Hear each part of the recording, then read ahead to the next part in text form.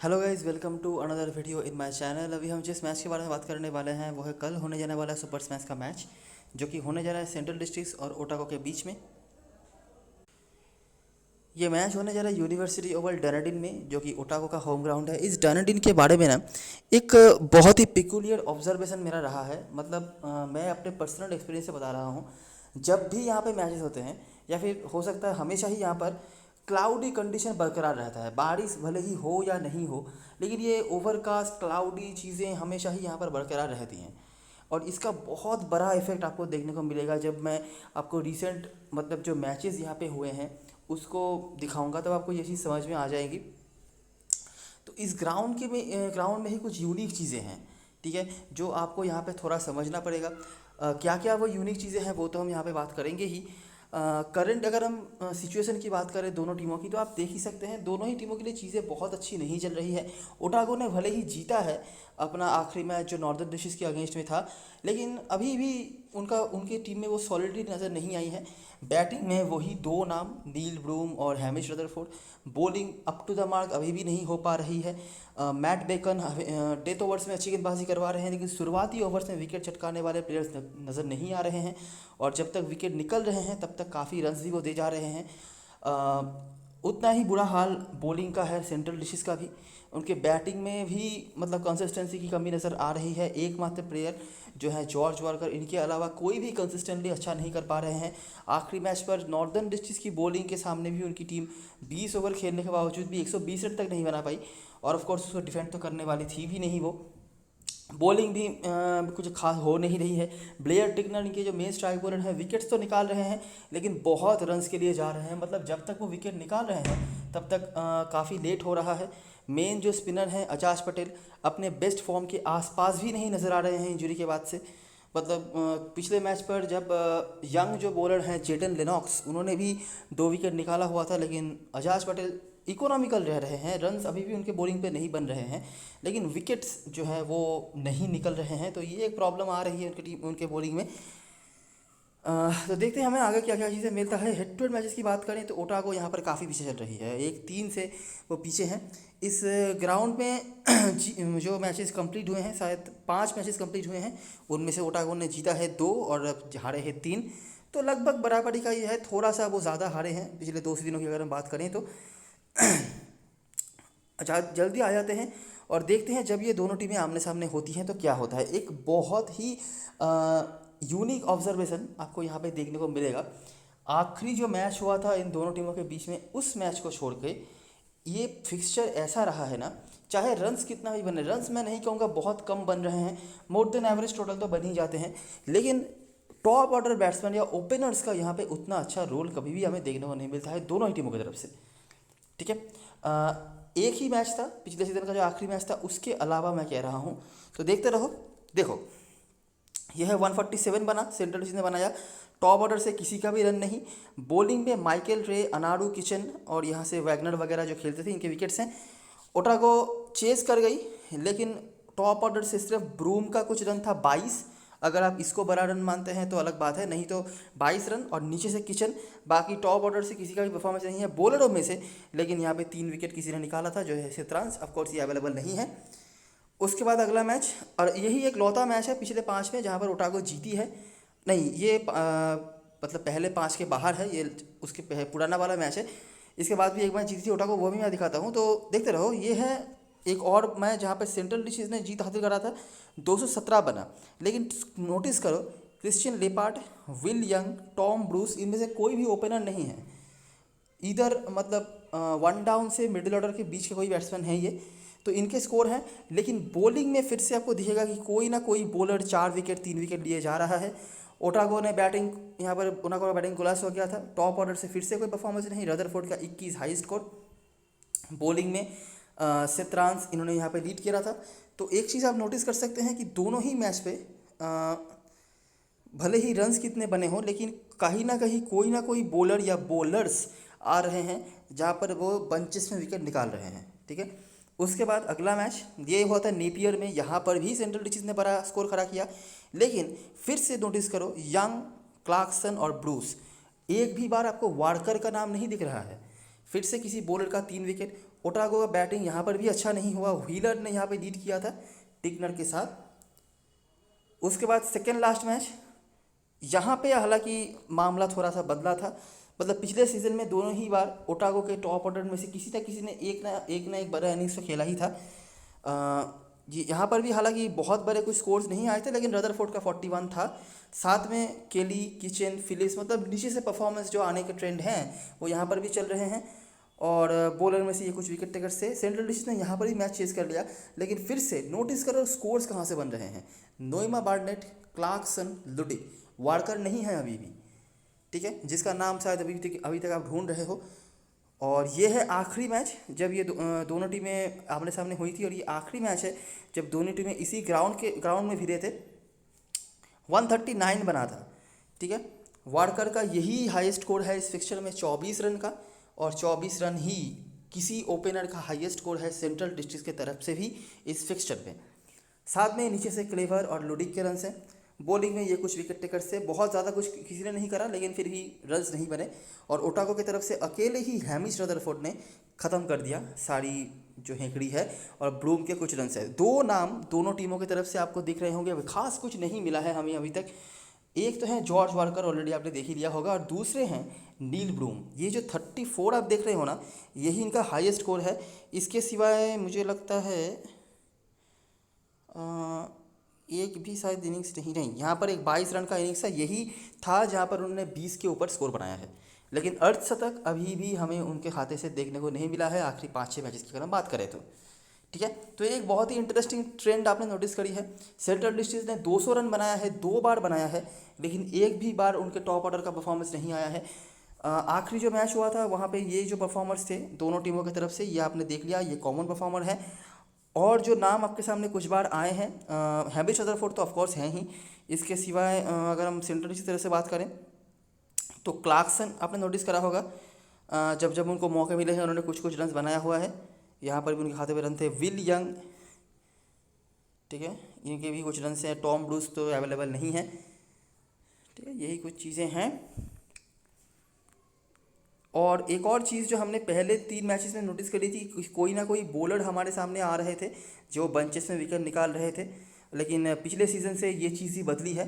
पिछले सीज़न तक हमें हर इनिंग्स में कोई ना कोई बॉलर देखने को मिल रहा था, ऑफकोर्स स्ट्राइक बॉलर्स में से, जो बंचेस में विकेट निकाल के दे रहे हैं। आप नोटिस कर सकते हैं यहाँ पर 4 विकेट किसी का, और सारे के सारे स्ट्राइक बॉलर्स ही हैं, मतलब पार्ट टाइम बॉलर, स्पिनर कोई नहीं, स्ट्राइक बॉलर्स का ही, ठीक है। यहाँ पर भी आपको दिख जाएगा वही चीज़, यहाँ पर भी फिर से सेम चीज़। यहाँ पर एकमात्र मैच था जहाँ पर किचन ने कुछ मतलब गजब दिखाया था। तो यही है, ठीक है। तो ये है मतलब ये कहानी इस पूरे फिक्सचर में। सेंट्रल डिस्ट्रिक्ट डोमिनेटिंग रही है, आखिरी मैच वो हारे थे। ओवरऑल यहाँ पे हमें मोर देन एवरेज टोटल देखने को मिल रहा है। सेंट्रल डिस्ट्रिक्ट यहाँ पर बैटिंग से खास कुछ कर नहीं पाई थी, और बड़े ही आराम से ओटागो ने चेस कर लिया था हैमिश रदरफोर्ड की बैटिंग के ऊपर डिपेंड करके। इवन हैमिश रदरफोर्ड ने आखिरी 2 ही मैच पे यहाँ पे रन बनाया है। लेकिन जैसा मैं हमेशा कहता हूँ, हैमिश रदरफोर्ड एक ऐसे बैट्समैन है, आप इनके बारे में कुछ भी प्रेडिक्शन नहीं कर सकते। हो सकता है सारे रिकॉर्ड्स इनके सपोर्ट में होंगे, उसी दिन ये फेल हो जाएंगे, और जिस दिन कुछ भी रिकॉर्ड्स नहीं होंगे उस दिन ये बहुत बड़ा कुछ भी कर सकते हैं। तो इनका कोई प्रेडिक्शन बनता नहीं है। लेकिन ये है जो भी है, जो ऑब्जर्वेशन मैंने आपको बताए हैं, आई होप आपने नोटिस करें हैं। अगर हम इंडिविजुअल परफॉर्मर्स के बारे में बात करें तो वही बात, नील ब्रूम 35 का औसत है, एक नॉट आउट रहे हैं, लेकिन अभी तक एक अर्धशतक उनके पास नहीं है। टॉप ऑर्डर बैट्समैन है ये, याद रखना। 35 एवरेज बुरा भी नहीं है, मैं ऐसा तो नहीं कहूँगा कि ड्रॉप कर दो। लेकिन अगर आप सोच रहे हो कि मैं कैप्टन वाइस कैप्टन की कुछ बनाऊँ या नहीं, वैसे भी आप देख ही सकते हैं कि ओटागो के बैटिंग में नील ब्रूम और हैमिश रदरफोर्ड के अलावा बहुत ज़्यादा कोई ऑप्शन आपके पास अवेलेबल नहीं है निर्णायक। हैमिश रदरफोर्ड उस बारे में अगर हम बात करें तो 55 का औसत वो यहाँ पर रख रहे हैं, ठीक है। और जो 2 बड़े इनिंग्स आए हैं ओटागो की तरफ से, उन दोनों में ही इनका योगदान रहा है। सेंट्रल डिस्ट्रिक्ट की तरफ से विल यंग जो कल के मैच में वापसी करने वाले हैं, ज़्यादा मैचेस ये खेले नहीं हैं, लेकिन जब भी खेले हैं कुछ ना कुछ रन इन्होंने बनाए हैं। और टॉम ब्रूस ये अवेलेबल नहीं है। ओटागो की बॉलिंग की बात करें तो माइकल रे का यहाँ पे काफ़ी अच्छा परफॉर्मेंस रहा है। 4 मैच 8 विकेट, कभी भी विकेटलेस नहीं गए हैं इस फिक्चर में, हमेशा ही कुछ ना कुछ निकाला है, और 2 बार 3 करके विकेट भी निकाल चुके हैं। एवरेज भी डिसेंट है। इसके सिवाय सेतरांस, इनका भी नाम आपने देखा है, लेकिन ये भी अवेलेबल नहीं है। और अजाज पटेल के हमेशा ही हर फिक्चर में कुछ ना कुछ रिकॉर्ड्स रहते हैं, लेकिन बिल्कुल भी अपने मतलब बेस्ट फॉर्म के आसपास नहीं नज़र आ रहे हैं, ये ऑलरेडी आपको पता चल ही गया होगा। तो ये है सारी चीज़ें हेड टू हेड के बारे में। अभी आ जाते हैं ग्राउंड के बारे में। पहले अगर हम परफॉर्मर्स पे देखें तो वही दो नाम, हैमिश रदरफोर्ड और नील ब्रूम, इसीलिए मैंने पहले बता दिया स्मॉल लीग में कोई भी मतलब नहीं बनता है इन दोनों में से किसी को भी ड्रॉप करने का। बॉलिंग में उस तरह से कोई नाम नहीं है। इस ग्राउंड के बारे में अगर मैं आपको बताऊं, ये ग्राउंड बहुत ज़्यादा रन्स बनाती थी, मतलब बनाती भी है, अभी भी बनाती है, लेकिन पहले जो थे 1-2 साल पहले तक यहाँ पर 200 के ऊपर तो लगातार बनते थे, ठीक है, और कभी कभार वो चेस भी हो जाते थे। लेकिन अभी क्या हो रहा है, जैसे मैंने आपको बताया कि रिसेंटली जितने भी मैचेस मैंने देखे हैं इस ग्राउंड पे होते हुए या इस वेन्यू पे होते हुए 1-2 साल में, हमेशा ही क्लाउडी ओवरकास्ट एक कंडीशन रहता है। तो टीमें क्या करती हैं, टॉस जीत के वो पहले कर लेती है बॉलिंग, ठीक है। पहले बॉलिंग करने से क्या हो जाता है कि इनिशियल स्ट्राइक्स हमेशा ही मिल जाता है जो भी बॉलिंग फर्स्ट टीम कर रही है ऐसे कंडीशन में।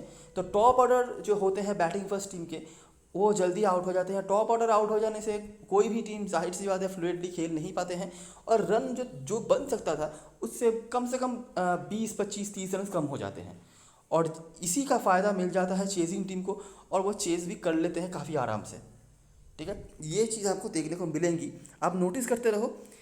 यहाँ पर एक पार स्कोर है, मैंने जो नोटिस करा है कि मतलब जब भी समझ लीजिए 200 के ऊपर भी यहाँ पर गए हैं तो वही एक मतलब डिपेंडेबल स्कोर है जो बैटिंग फर्स्ट करने वाली टीम सोच सकती है कि नहीं भाई हम ये डिफेंड कर सकते हैं। लेकिन उसके नीचे कोई भी स्कोर यहाँ पे चेज हो गया है, अगर हम पास्ट की बात करें तो नोटिस करो। ये है 2019 का जो पहला मैच था शायद, या उसी पहले महीने का कोई मैच, 221 बने फर्स्ट बैटिंग करते हुए, पेसर्स के विकेट। ओटागो चेज नहीं कर पाई, लेकिन ब्रूम रदरफोर्ड के परफॉर्मेंस हैं, साथ में किचन की। अच्छा, स्पिनर्स को यहाँ पे विकेट मिल रहे हैं। अभी आप सोच सकते हैं कि कोई स्पिनर्स को हेल्प वगैरह तो नहीं है, ऐसी कोई बात नहीं है। इनिशियल ओवर्स में पेसर्स को रन पड़ रहे हैं, तो बीच के ओवर्स में इनको हिट करने के चक्कर में लोग आउट होते हैं, बस यही बात है, कोई हेल्प वगैरह नहीं है। लेकिन स्पिनर्स को यहाँ पे हमेशा ही एक ना किसी स्पिनर को आप देखेंगे कि एक दो करके विकेट निकाल रहे हैं। अच्छा, तो ये हुआ। अच्छा, उसके बाद देखो अच्छा, बैटिंग फर्स्ट में देखिए 221 बने तो चेस नहीं हुआ, लेकिन रन्स फिर भी 200 के ऊपर गए। उसके बाद 185 पेसर्स और साथ में लेग स्पिनर जो रिपॉन है, यहाँ पर उन्होंने विकेट निकाला था। ओटागो ने चेस कर लिया। ब्रूम रदरफोर्ड किचन फिर से यहाँ पर आपको दिख जाएंगे जिन्होंने कुछ रन्स बनाए थे। 3 गेंद रहे थे, 185 का टारगेट था, चेज हो गया। उसके बाद बैटिंग फर्स्ट करा, फिर से 156। देखो बैटिंग सेकंड जैसे ही हो रहा है, ब्रूम रदरफोर्ड, यहाँ पर भी ब्रूम रदरफोर्ड, यहाँ पर देखो 221 का टारगेट था इसीलिए चेज़ नहीं हुआ। अगर 15 रन कम हो गया था होता तो आराम से चेज़ भी हो चुका होता रन। जैसे ही सेकेंड इनिंग्स में बैटिंग आई, फिर से ब्रूम रदरफोर्ड किचन। जैसे ही फर्स्ट इनिंग्स में बैटिंग आई, कहाँ ब्रूम कहाँ रदरफोर्ड कहाँ किचन, नीचे से फिनी ने यहाँ पर कुछ रन बनाए, ठीक है। 8 विकेट भी और गिर गए। पेसर्स के विकेट हैं, नॉर्दर्न डिशेज ने बड़े ही आराम से चेस कर लिया एक विकेट होकर। उसके बाद फिर से बैटिंग फर्स्ट किया ओटागो ने, फिर से 5 विकेट यहाँ पर गिरे, पेसर्स के साथ साथ स्पिनर के कुछ विकेट। फिर से ब्रूम रदरफोर्ड के रन्स नहीं, किचन के कुछ रन्स हैं, और बीच में से फॉक्सट्रोट ने यहाँ पर जो खेलते थे उनके कुछ रन्स हैं। उसके बाद जैसे ही सेकंड इनिंग से बैटिंग आ गई, फिर से ब्रूम रदरफोर्ड वापस आ गए, किचन तक बैटिंग गई नहीं। और स्कोर देखिए, बैटिंग फर्स्ट में कितना बन रहा है और बैटिंग सेकंड में कितना बन रहा है। और आखिरी मैच अगर हम कंसीडर करें, फिर से बैटिंग फर्स्ट में बैटिंग हुई, फिर से ब्रूम रदरफोर्ड के रन्स नहीं, ठीक है। केली और स्मिथ इनके कुछ परफॉर्मेंस हैं। स्पिनर्स ने यहाँ पर 6 विकेट निकाला था। ऑकलैंड ने चेस कर लिया, जहाँ पर माइकल रे और स्मिथ के साथ डफी रिपॉन के विकेट से। तो ये जो ऑब्जर्वेशन है आप नोटिस कर सकते हो, कहाँ पे क्लिक कर रहा है कि जब भी बैटिंग फर्स्ट हो रही है, चाहे वो कोई भी टीम हो, एक तो कॉमन पॉइंट ये है, जब भी बैटिंग फर्स्ट हुई है, चाहे वो कोई भी टीम हो, रन्स चाहे कितना भी वो बना ले, अनलेस कि वो 221 बना था वो एक बार, उसको छोड़ के रन्स चाहे कितना भी बना ले वो कम बढ़ रहे हैं। Point number 1। Point number 2, Otago की तरफ से अगर हम देखें, बहुत ही यूनिक ऑब्जर्वेशन ये है कि जब भी वो पहले बैटिंग कर रहे हैं, ना ही ब्रूम ना ही रदरफोर्ड का कोई रन है। कोई रन है मतलब मैं कह रहा हूँ 20 के ऊपर, ठीक है, उसके पहले रन नहीं है। लेकिन जैसे ही सेकंड इनिंग से बैटिंग आ गई, ब्रूम रदरफोर्ड एक साथ चल रहे हैं हमेशा, चाहे वो टीम जीते टीम हारे अलग बात, ठीक है। और बैटिंग सेकंड में बैटिंग जो है हमेशा इजी हो रही है, रन्स बन रहे हैं। ये जो एक मैच था, यहाँ पे प्रिलिमिनरी फाइनल था, मतलब नॉकआउट मैच था, तो एक प्रेशर था। तो उसके बाद भी ये रन चेज हो गया, एक गेंद रहे थे। उसके बाद से नोटिस करो सेकेंड इनिंग्स में कितने विकेट गिर रहे हैं। एक विकेट, यहाँ पर विकेट ही नहीं गिरा, यहाँ पर फिर से एक विकेट, यहाँ पर 5 विकेट गिरा था और चेज भी हो गया था वैसे। और यहाँ पर 8 विकेट, मतलब जो अगर पुराना मैचेस हम जाए तो वहाँ पर विकेट्स वैसे गिरे हैं। लेकिन रिसेंटली जो मैचेस हुए हैं, 2-3 मैचेस तो हम ऐसे देख रहे हैं जहाँ पर एक से ज़्यादा विकेट भी नहीं गिरे हैं, तो ये भी पॉसिबल है। ठीक है, ये है ग्राउंड के बारे में आइडिया। पेसर्स का ही अपर हैंड है, अगर किसी को मतलब हेल्प अगर बात कर रहे हो, किसी का भी हेल्प नहीं है वैसे, लेकिन अगर कहीं पे कोई हेल्प दिखा रहा है तो वो पेसर्स का ही है। स्पिनर्स को विकेट मिल जाते हैं हिट करने के चक्कर में। ठीक है, और जैसे कि आप नोटिस कर रहे हो कि फर्स्ट इनिंग्स में जो है विकेट्स ज़्यादा गिरते हैं, तो ऑफकोर्स अगर आपको स्पिनर किसी कहीं पर रखना है तो आपको फर्स्ट इनिंग्स ही ज़्यादा रखने पड़ेंगे। क्लियर सी बात है। ठीक है, सेकंड इनिंग्स में विकेट ज़्यादा गिर ही नहीं रहे हैं, तो क्या ही स्पिनर्स रखोगे और क्या ही पेसर्स रखोगे। तो टॉस के बाद आप क्या कर सकते हो, देखो मैं अभी भी कह रहा हूँ, स्मॉल लीग में ब्रूम और रदरफोर्ड मिसेबल नहीं है। ठीक है, उनके अलावा आपके पास ज़्यादा ऑप्शंस भी नहीं बचेंगे, लेकिन बड़ी लीग में ये चीज़ आप ट्राई ज़रूर कर सकते हो अगर आपके पास बेटर कोई ऑप्शन हो तो। ठीक है, स्मॉल लीग शॉर्ट लिस्ट की बात करें तो ब्रूम रदरफोर्ड मैं अभी भी कह रहा हूँ, आप इनको मिस नहीं कर सकते। एक और रीज़न है, ना सिर्फ मतलब ये तो सारे रिकॉर्ड्स हिस्ट्री हो गए, मैं आपको कुछ अभी कॉमन सेंस के बारे में कुछ बातें बताऊंगा। करंट सिचुएशन जो चल रहे हैं दोनों टीमों के, उस हिसाब से आप कैसे सोच सकते हो वो भी बताऊंगा, सुनते रहो। उसके बाद माइकल रे, विल यंग, क्लार्कसन, ब्रिस्वेल, डफी और बेकन में से कोई एक। अभी देखिए डफी को अभी भी लोग ले रहे हैं, लेकिन उनका बिल्कुल भी कुछ सही नहीं चल रहा है। अभी आप कह सकते हैं कि रिसेंटली तो पाकिस्तान के अगेंस्ट में अच्छा करके आए हैं। देखिए पहली बात तो ये वो पाकिस्तान की बैटिंग थी, और दूसरी बात ये डफ़ी के बारे में मैं बहुत दिनों से एक चीज़ कहता हूँ कि सीज़न की शुरुआत में कभी भी डफ़ी अच्छा नहीं कर पाते हैं। जैसे जैसे सीज़न आगे बढ़ता जाएगा, आखिर के 3-4 मैचों में डफ़ी आपको आग बोलते हुए दिखेंगे। तो अभी भी वही चीज़ चल रहा है, मुझे पता नहीं आगे क्या होगा। हो सकता है कल के मैच में भी वो बहुत अच्छा कुछ कर दें, लेकिन अभी भी वो चीज़ मैं नोटिस कर रहा हूँ कि सीज़न के शुरुआत में डफ़ी का कुछ भी नहीं चल रहा है सही। बेकन कम अच्छी बॉलिंग करवा रहे हैं, पावर प्ले में भी उन्होंने अच्छी बॉलिंग करवाई हुई है, और डेथ ओवर्स में रेगुलरली विकेट निकाल रहे हैं वो। मिचेल मैकलिनगन आपने देखा होगा, पॉइंट्स उन्होंने स्कोर करे हैं फैंटेसी की तरफ से, क्योंकि बैटिंग वगैरह वो कर लेते हैं, फील्डिंग में भी कुछ कैचेस पकड़े हैं, लेकिन बॉलिंग से अभी भी वो चीज़ तो नज़र नहीं आ रही है उनकी तरफ से। माइकल रे खेल सकते हैं, लेकिन एक इशू हो सकता है उनको लेने में, वो क्या है मैं आगे दिखाता हूँ आपको। अनाडू किचन काफ़ी सही रिकॉर्ड्स हैं उनके, ना सिर्फ इस फिक्सचर में बल्कि इस ग्राउंड पे भी। और ल्यू जॉनसन, इनका कोई रिकॉर्ड नहीं है, कुछ नहीं है, लेकिन आउट ऑफ द बॉक्स इनका नाम मैं क्यों कह रहा हूँ वो मैं आपको आगे समझाता हूँ। अच्छा, अभी कॉमन सेंस की बात करते हैं। ठीक है, कॉमन सेंस ये है कि दोनों ही टीमों की बॉलिंग जो है बिल्कुल भी सही नहीं चल रही है। ठीक है, जॉर्ज वार्कर को मैंने स्मॉल लीग शॉर्ट लिस्ट में नहीं रखा है, क्योंकि इनके रिकॉर्ड्स कुछ खास अच्छे नहीं हैं, लेकिन बहुत सारे लोगों ने इनको कैप्टन बना के रखा हुआ है, ये चीज़ याद में रखना। अच्छा, अभी जो मैं बात कर रहा था कि दोनों ही टीमों की बॉलिंग भी जो बिल्कुल भी अच्छी नहीं हो रही है, फिर भी आप कह सकते हैं कि सेंट्रल डिस्ट्रिक्ट माफ करना ओटागो के जो डेथ बॉलर्स हैं, जैसे कि माइकल बेकन का मैंने बताया, वो रेगुलरली विकेट निकाल रहे हैं, तो टेल तो ख़त्म हो रहा है टीमों के, चाहे वो शुरुआत में रन क्यों ना बन जाए। अभी क्या है, सेंट्रल डिस्ट्रिक्ट के जो बॉलर्स हैं वो उतना भी नहीं कर पा रहे हैं, ना ही शुरुआत में विकेट निकल रहे हैं, ना ही डेथ में विकेट्स निकल रहे हैं। अगर बीच बीच में एक आध विकेट आ जाए तो आ जाए, बस वही। तो जो जो चीज़ें हमने देखी है ना, कि जो बॉलर्स मतलब जो बैट्समैन के रिकॉर्ड वगैरह अच्छे नहीं हैं, रिकॉर्ड्स अच्छे नहीं हैं, लेकिन जिस तरह की बॉलिंग चल रही है दोनों टीमों की, कोई भी बैट्समैन कल के मैच में आपको अच्छा करते हुए दिख सकते हैं। ठीक है, तो अगर आपको मेजर कोई इशू नहीं हो रहा है तो डेफिनेटली सेफेस्ट जो बैट्समैन होंगे उनको ड्रॉप मत करना। ठीक है, दोनों ही टीमों की जो बॉलिंग है, स्पेशली शुरुआती ओवर्स में टॉप ऑर्डर बैट्समैनों की मैं बात कर रहा हूँ, उनको तो मत छोड़ना। ओटागो का डेथ बॉलिंग फिर भी सही हो रहा है। मैं ये आपको कह सकता हूँ कि नीचे के जो बैट्समैन होंगे सेंट्रल डिचेस के, उनको आप फिर भी इग्नोर कर सकते हो, लेकिन टॉप ऑर्डर बैट्समैनों को नहीं। ठीक है, ये हो गया पहला पॉइंट। दूसरा बात ये है कि दोनों ही टीमों के जो स्पिन डिपार्टमेंट हैं, चाहे वो अनाडू किचन रिप्पन हो ओटागो की तरफ से, और दूसरी तरफ से अजाज पटेल, नोएमा बार्नेट, लेनॉक्स जो भी खेल रहे हैं सेंट्रल डिस्ट्रिक्ट की तरफ से। लेनॉक्स तो चलिए पिछले मैच में खेल रहे थे, कल के मैच में फिर से वापस उनको बेंच में बैठा जा सकता है, वो भी सही नहीं हो रहा है। ठीक है, मतलब रिप्पन किचन ने विकेट तो निकाला हुआ है, लेकिन इकोनॉमिकल नहीं ले पा रहे हैं। कि अजाज पटेल और नोएमा बर्नेट फिर भी कुछ हद तक इकोनॉमिकल रह रहे हैं, लेकिन विकेट नहीं निकल रहे, तो वहाँ पर भी तो इसीलिए मैं यही कहूँगा कि कल का जो टीम होने वाला है आपका, वो एक बैटिंग हेवी टीम होगा। स्ट्राइक बॉलर्स दोनों ही टीमों की तरफ से इंपॉर्टेंट हैं।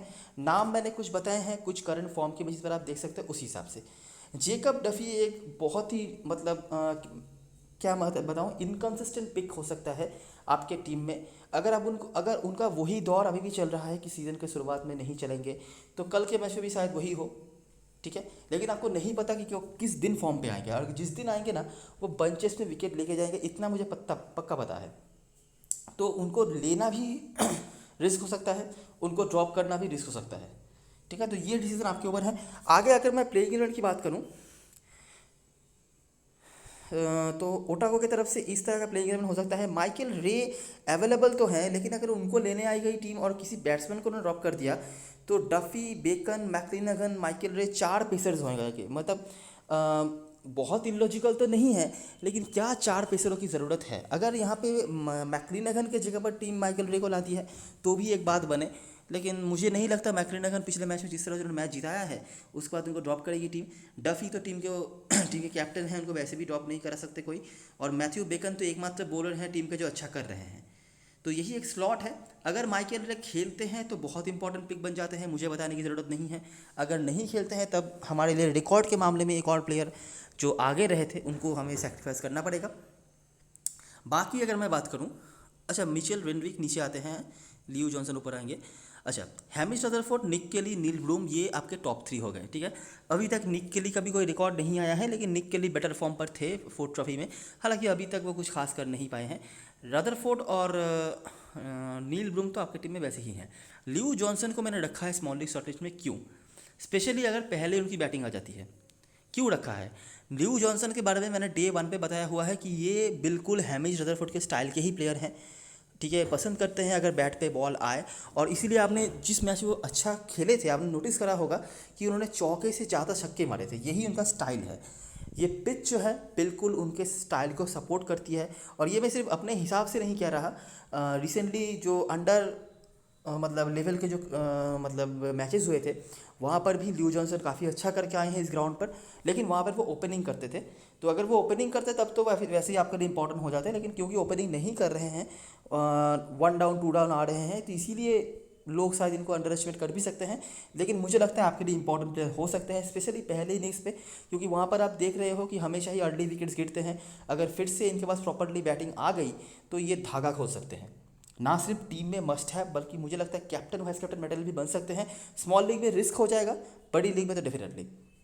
लेकिन अगर सेकेंडरी से बैटिंग आती है तब भी आप रख सकते हो, ज़रूरी नहीं हर बार मतलब विदाउट विकेट लॉस या 1 विकेट लॉस पे टीमें जीते। तो अगर वैसा नहीं हो तो इनके पास फिर से बैटिंग आ सकती है, लेकिन सब शायद उतना ज़्यादा मौका नहीं मिले जितना ज़्यादा उनको पहले इनिंग्स में बैटिंग करके मिल सकती है, क्योंकि पहले इनिंग्स में ही बैटिंग इनिशियली थोड़ा मुश्किल होता है, उसके बाद तो धीरे धीरे ईजी हो ही जाता है। तो ये एक चीज़ है। सेंट्रल नीचे की तरफ से बात करी जाए तो विल यंग मोस्ट प्रोबेबली कल के मैच में ओपनिंग करेंगे। विल यंग या लिपार्ड में से ही कोई ओपनिंग करेंगे, मुझे लगता है विल यंग ओपनिंग कर सकते हैं। अच्छे फॉर्म पर ये भी थे, इंटरनेशनल मैचेस में भी खेले हैं रिसेंटली, वहाँ पर भी ठीक ठाक करके आए हैं, मुझे अगर मैं बहुत गलत नहीं हूँ तो। जॉर्ज वाकर कमाल के फॉर्म पे चल रहे हैं, पिछले मैच में 1-2 ओवर की बॉलिंग भी करवाई थी उन्होंने, लेकिन इनके रिकॉर्ड सही नहीं है। तो टीम में तो अगर आपको मतलब कोई ज़्यादा इशू नहीं हो रहा है रखना है, लेकिन अगर आप कैप्टन वाइस कैप्टन बनाने की सोच रहे हो तो एक बार सोच लेना क्या करना चाहते हो आप इनके साथ। लेकिन हाँ, अगर सेकंड इनिंग से बैटिंग इनको मिल जाती है अकॉर्डिंग टू ट्रेंड और अकॉर्डिंग टू रिकॉर्ड्स, इनका नंबर आ जाना चाहिए। उसके बाद Christian Leopard, Dane Clifford, Josh Clarkson, ये इनके मिडिल ऑर्डर को कंप्लीट करेंगे। क्रिश्चियन लेपार्ड पिछले मैच पे ओपनिंग करने भेजे गए थे और काफ़ी अच्छा स्टार्ट उन्होंने दिया था, लेकिन थोड़े से धीमे पड़ गए थे आउट होने से कुछ देर पहले तक, लेकिन अच्छे फॉर्म पर ये भी रहे हैं और ये इन्होंने दिखा दिया है। जॉस क्लार्कसन ने भी इस सीज़न में ऑलरेडी एक 50+ कुछ स्कोर बनाया हुआ है, तो ये दोनों ही अच्छे फॉर्म पर है। पिछले मैच में जॉस क्लार्कसन खाता खोलने से पहले आउट हो गए थे और बॉलिंग भी शायद उनको 1 ही ओवर का मिला था। तो जनरली बैटिंग ऑलराउंडर के तौर पे ही जॉस क्लार्कसन को और क्रिश्चियन लेपार्ड को यूज़ किया जा रहा है, ये याद रखना। अगर आप सोच रहे हो कि बॉलिंग मिलेगी तो शायद 1 ओवर की ही मिले, शायद उससे भी वो भी ना मिले, तो बॉलिंग को ज़्यादा कंसिडरेशन में नहीं रखना, बैटिंग के तौर पे ही इनको कंसिडर करना। तो ये है, इनके मिडिल ऑर्डर में आएंगे। डेन क्लीवर बिल्कुल भी फॉर्म पे नज़र नहीं आ रहे हैं, लेकिन क्या है कि ये कीपर हैं, ठीक है। तो अगर पिछले मैच में भी आपने देखा होगा नॉर्दर्न डिस्ट्रिक्ट की तरफ से टीम सीफर्ट के बारे में हमने बताया था, वही रन उन्होंने बनाया 20-22 कुछ रन्स, लेकिन कैशिंग के इतने पॉइंट्स दिए गए कि at the end of the match 50 के आसपास उनका पॉइंट हो गया। तो वही बात है, कीपर है तो इनको आप इग्नोर नहीं कर सकते। अ, इसके बाद नोएमा बार्नेट है, Bracewell, Lennox, Ajaz Patel, Blair Tickner, Joey Field. Noema Barnett बिल्कुल फॉर्म पे नज़र नहीं आ रहे हैं फिर से, ठीक है। बॉलिंग इनको दी जा रही है 1-2 ओवर की, वहाँ पर कुछ कर नहीं पा रहे हैं, बैटिंग में भी कुछ नहीं करा है। डॉग ब्रेसवेल बेटर फॉर्म पर थे, पिछले मैच में ये भी रन नहीं बना पाए थे, और बॉलिंग से अभी तक उन्होंने कुछ नहीं करा है, ठीक है। बैटिंग में तो फिर भी इन्होंने एक मैच में ताबड़तोड़ 55 कुछ रन बनाए थे, लेकिन बॉलिंग से अभी भी उनकी तरफ से कुछ हमें देखने को नहीं मिला है। उसके बाद जेडन लेनॉक्स है, कल के मैच में बेली विगिंस ही वापस आएंगे तो हो सकता है कि इनको फिर से बाहर बैठाया जाए। बेली विगिंस अब वापस आ जाएंगे तो ओपनिंग पे वो आ जाएंगे और क्रिश्चियन लेपार्ड का डिमोशन हो जाएगा, ये चीज़ याद रखना। तो देखना पड़ेगा क्या करती है टीम। तो जेडन लेनॉक्स है, उसके बाद अजाज पटेल, ब्लेयर टिग्नर, जो फील्ड। अगर मेरे को पर्सनली बोला जाता तो मैं कहता है अजाज पटेल को बैठा दो बाहर, क्योंकि फॉर्म पे वो बिल्कुल नहीं दिख रहे हैं और जेडन लेनॉक्स अच्छा कर रहे हैं, 4 ट्रॉफी से अच्छा कर रहे हैं। लेकिन क्योंकि अजाज पटेल बड़े प्लेयर हैं, सीनियर प्लेयर हैं, तो शायद उनको नहीं ड्रॉप किया जाएगा।